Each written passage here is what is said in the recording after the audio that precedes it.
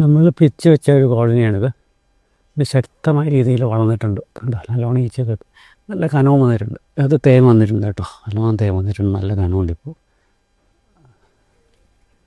നല്ല കനമുണ്ട്. അത് തേൻ വന്നിട്ടുണ്ട്, നല്ലോണം അതിനകത്ത് ഈച്ചയായിട്ടുണ്ട്. അത് തുറന്ന് നോക്കേണ്ടതുണ്ട്. അതിനകത്ത് ഇനിയിപ്പം റാൻസെല്ലായോ എന്ന് നോക്കേണ്ട അവസ്ഥയാണ്. കാരണം അത്രയും നന്നായിട്ട് ഈച്ച കയറി. നമ്മളിതിനകത്ത് ഒരു അഡീഷണലായിട്ട് ഉണ്ട്, നല്ല കനം വന്നിട്ടുണ്ട്.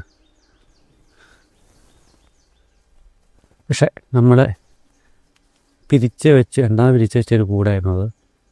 മറ്റേ മാതൃകോടനിയും നമ്മൾ പിരിച്ച് വെച്ചതിന് ശേഷം അതിനകത്ത് എന്താ ചെയ്യുക, അതിനകത്ത് മറ്റു കോളനി ഈച്ച ഇടിച്ച് കയറാമെന്ന് വെച്ചപ്പോൾ നമ്മളതിനെ എടുത്ത് മാറ്റിക്കൊണ്ട് ഇവിടെ കൊണ്ടുവച്ചു. ഇപ്പോൾ ആ കോളനി നഷ്ടപ്പെട്ടു. ഈ കോളനിക്കകത്ത് ഇപ്പോൾ ഈച്ചയായിട്ട് കയറുക. ഈച്ച 1-2 ഈച്ച കയറി വരുന്നുണ്ട് കേട്ടോ. അപ്പോൾ അതിനർത്ഥം ഈ കോളനിക്കകത്ത് ഈച്ച ഉണ്ട്, പക്ഷേ വളരെ സ്ട്രെങ്ത് കുറഞ്ഞിട്ടുണ്ട്. ചില ഈച്ചകളൊക്കെ ഇതിനകത്ത് നിന്ന് നഷ്ടപ്പെട്ടു പോയിട്ടുണ്ട്. ഒരുപാട് ഈച്ച നഷ്ടപ്പെട്ടു പോയിട്ടുണ്ട്. ഇതിനകത്ത് ഒരുപാട് ഈച്ച നഷ്ടപ്പെട്ടു. അപ്പോൾ തുറന്ന് നോക്കേണ്ടതുണ്ട് എങ്ങനെയാണ് ഇതിൻ്റെ ഇപ്പോഴത്തെ അവസ്ഥ എന്നത്. എന്നിട്ട് ആവശ്യമെങ്കിൽ നമുക്ക് ഇതിനകത്ത് നിന്ന് മുട്ടയെടുത്ത് വെച്ച് കൊടുത്താൽ ചിലപ്പം വിജയിച്ചെങ്കിലോ എന്നൊരു ഇതുണ്ട്.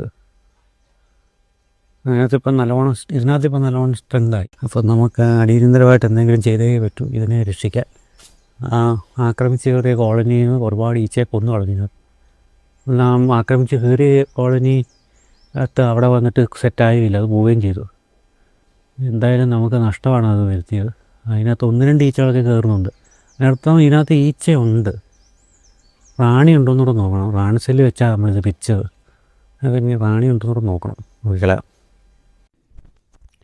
അങ്ങനെ നമ്മൾ ഇതാ തുറന്ന് നോക്കുകയാണ് നമ്മുടെ കൂട് തുറന്ന് നോക്കി കഴിഞ്ഞപ്പോൾ അതിൻ്റെ ഉള്ളിലൊന്നും പുതിയ ഈച്ചയായിട്ട് പോകുന്നതായിട്ടൊന്നും കാണുന്നില്ല. എന്തായാലും ഒന്ന് തുറന്ന് പരിശോധിച്ചാൽ അറിയാൻ പറ്റും എന്താ സ്ഥിതിയെന്ന്.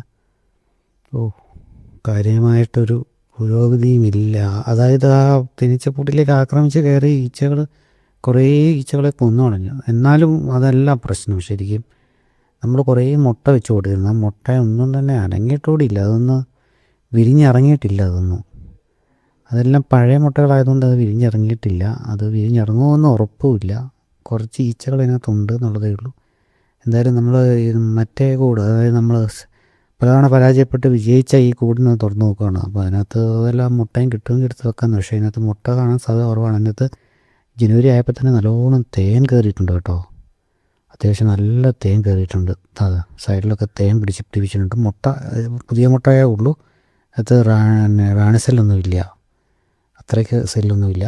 എന്നാലും ഇത് നല്ല രീതിയിൽ സ്ട്രെങ്ത് ആയിട്ടുണ്ട് ഇത്.